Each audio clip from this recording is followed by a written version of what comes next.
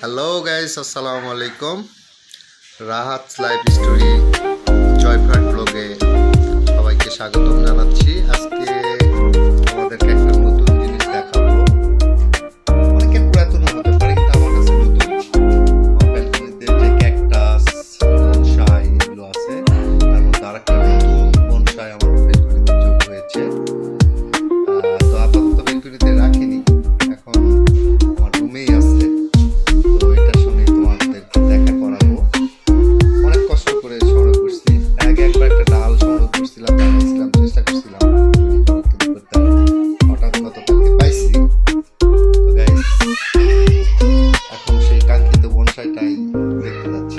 দেরি না করি, তো চলো দেখা যাক বনসাইটা কোথায় আছে। এই যে বনসাইটা স্যান্ডবক্স, গাইস শিকড় হয়ে গেছে সাইড দিয়ে, বড় গাছের মতো। এটা বট গাছেরই একটা জাতের মতো আর কি, ছোট ছোট পাতা।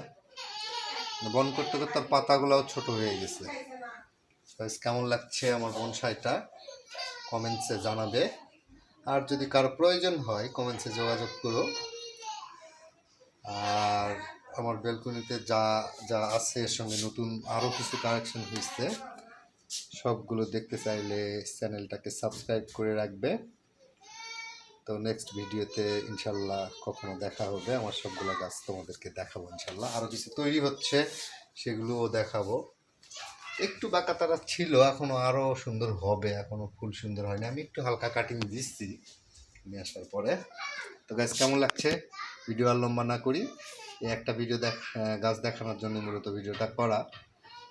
তো আল্লাহ হাফেজ গাইস, ভালো থাকবেন, চ্যানেলটাকে সাবস্ক্রাইব করে রাখবেন, শেয়ার করবেন, তাহলে আমি অনেক উৎসাহ পাই। আল্লাহ হাফেজ। কমেন্টস করেন, কমেন্টসের ইনশাল্লাহ উত্তর দেওয়ার চেষ্টা করবো। আল্লাহ হাফেজ।